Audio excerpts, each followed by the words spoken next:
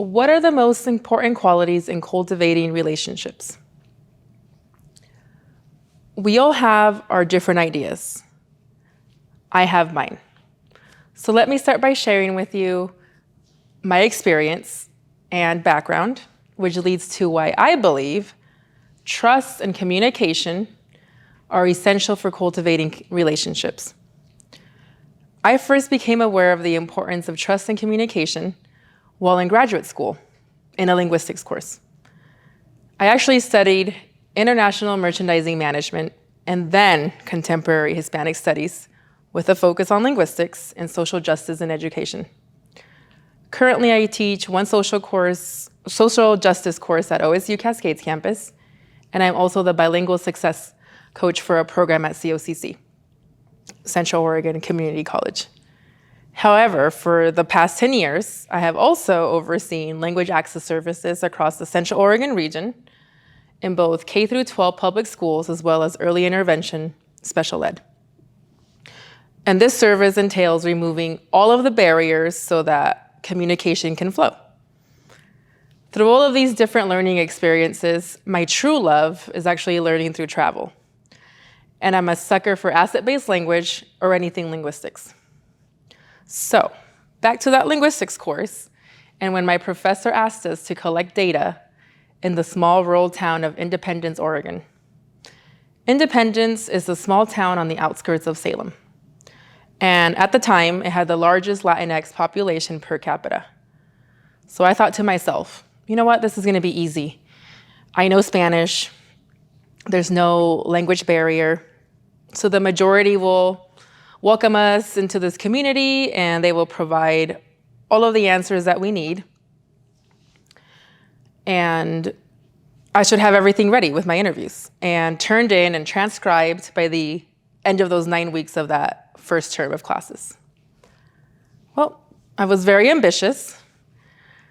My data collection consisted of almost 1 year of visiting the town of Independence, Oregon. Together with my cohort and professor, we attended community events, dined at different local restaurants, we shopped at the local stores, and we met with different community members, whether it was for coffee or lunch, and we inquired about their lives and their work and their children. We simply showed up. We showed up for about 3 months until the community finally began to trust us and started asking, what are you doing here? So it wasn't about 6 months later, past our first term, we were already in our second term of courses, that we had established rapport and gained enough trust from this community to even begin collecting data. We held over 150 interviews. Our interviewees welcomed us into their homes, invited us to their family events and celebrations, or anything that was going on in the community. They even gloated and they were so excited to participate in our dissertation and research project. Remember how I thought that I was going to accomplish half a year's worth of research in just 9 weeks? So this speaks to how communication must be present to an extent. However, trust really fortifies and keeps any individual in any relationship showing up for one another. We're able to grow trust through communicating, and trust is what really speaks to the importance of cultivating community. To have community means the relationship is founded on trust. And without trust, you can't expect people to show up for you, or your projects, or your programs, and feel like you really understand them or really get them. Working with or for others requires you to show up. If you make false promises or not, you'll either gain or lose trust. This lack of trust is an example of miscommunication. It can happen anytime that you interact with people. Growing trust and cultivating community to foster these relationships will keep individuals showing up for you. As educators, you must dedicate time to learning about your students and families and their specific needs.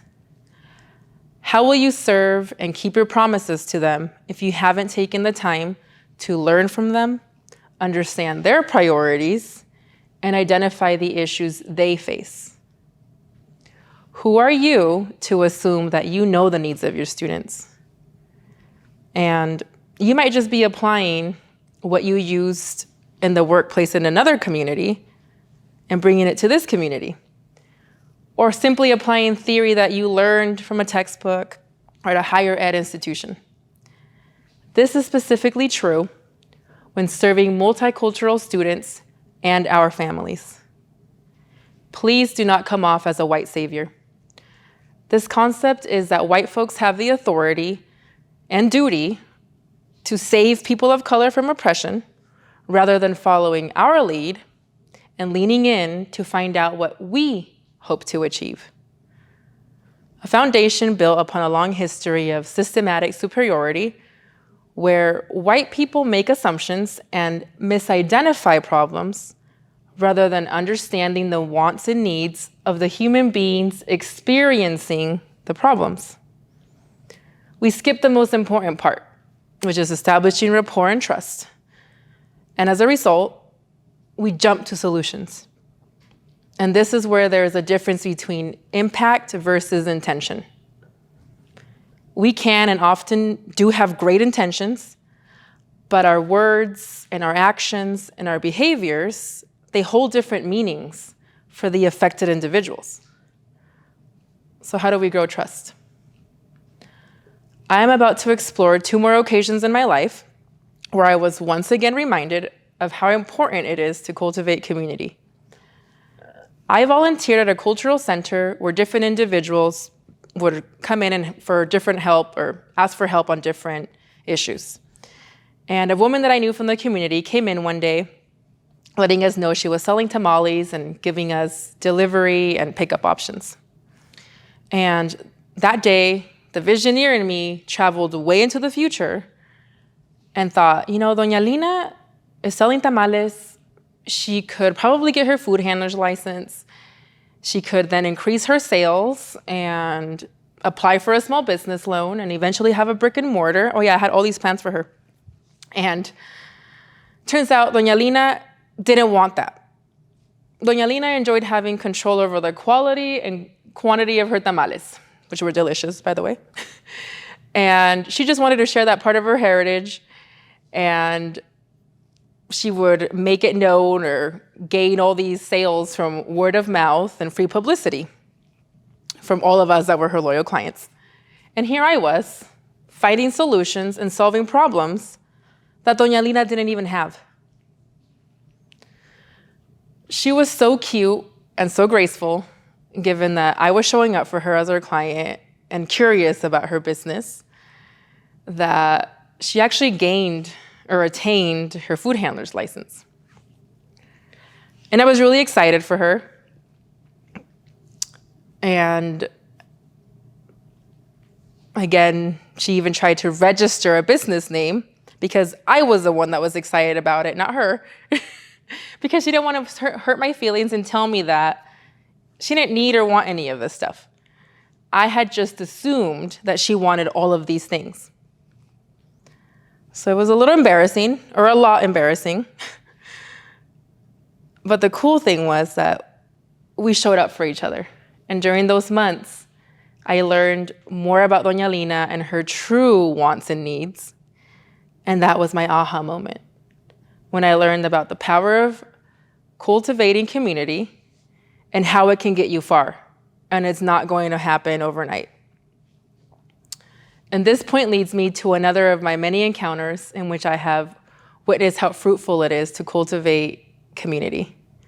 And probably my favorite story of a real life happy ending in the midst of doing all the right things and still being unsuccessful for about 6 years. As of 2013, I had the opportunity to oversee a program which focused on providing adults in our region with basic education courses and tutoring for GED subjects, all in Spanish, primarily to those who had children enrolled in our school districts. It was called Plaza Comunitaria. And these actually exist nationwide under a partnership with the Mexican government to provide basic education for any Spanish speaker residing in the United States. We grew this program into HEP, which is known as a high school equivalency program. Nonetheless, it took a decade in the making. We held Plaza at Bear Creek Elementary in Bend and Redmond High School. In each location, I had a team of 3 staff. We met twice a week during the evening for 3 hours each night. And there were nights where we had 2 students that would show up or 0 students show up to our respective plazas. However, we kept showing up. To our districts, this was a waste of funding. For me, it was history in the making. Along the way, I experienced uncountable barriers and pushbacks. Even at one point, my own supervisor asked me to cancel it. I refused because I knew and I know that I needed to keep showing up. So for many nights, we'd fill our baskets with snacks, pencils, calculators, set out textbooks, and when no one showed up, we'd put all of our stuff away in our roller carts, drag them to our tiny storage space, and we did it all over again the following week. We continued doing this for about 2 years. 2 years, that's over 700 days. I was researching and collecting data, or at least that's how I saw it. I was learning from each adult student who attended, the ones that sometimes attended, and the ones that left and returned or never came back. I learned from all of them. I gathered data on what they were studying, whether it was basic education or GED texts, what they were bringing to the table as a student, maybe as a parent, or as an employee, or simply a resident in our region. I was also focused on their learning needs and their preferences. Ultimately, we were growing trust. I was cultivating community. I hoped to meet their needs, not based on assumptions, as I had in the past, or as to what this program was initially conceptualized for, but I wanted to provide more than just basic education and optional GED tutoring. One summer, I applied for a small last-minute grant, basically on the deadline, because my goal was to put all of my learning, unlearning, and relearning into action. I wanted to create a program that only focused on providing GED classes, all in Spanish. And yes, it took a lot of time and effort. However, the adult students, they showed up. And they were as excited as I was. They kept inquiring about how the progress was going, when I was hiring an instructor, when we were going to begin, what they could do to help. So although we pulled it off in 1 month, it was really because we had been cultivating community for the previous 6 years, from 2013 to 2018. We finally had a full-on program where students could physically access all of the texts and materials. They had an actual course that was taught by a fluent Spanish-speaking instructor for all of the GED subjects. We provided dinner and childcare at no cost, and we were even able to incentivize them with transportation stipends. We enrolled 25 students and had a 23-student retention rate. Unfortunately, the grant only covered us for about 1 year. And of course, the students were yearning for more. Some of them had only completed half of their exams, were halfway through, and they wanted to complete their GED certification. So we went big, and I mean huge. We applied for a federal grant of $2.5 million that we could get granted for the following 5 years. And given that we were consistently growing trust, the students showing up for us, and our team showing up for them, we are now able to sustain and offer a consistent gift and opportunity for our community here in Central Oregon. The program is now HEP in partnership with COCC and the ESD's Better Together program. This is cultivating community in heart and flesh. So whether you're hoping to start a new program or inviting families to an informational event, You can't expect to post a flyer or send a mass text or email and have a great outcome. Getting far doesn't work that way. Assuming you have the best services or resources might only get you so far, if at all. Cultivating community takes time and genuine effort. And it also requires you to come in without an agenda. And that might seem a little cringy for some of you because of the facial expressions and frustrating. However, imagine our families and our students and how they see you when you come in and you assume you know what they need based on your agenda, your plans, and your desired outcomes. Toss it out. Our kids and our families already know what they need. They simply want you to show up and really listen.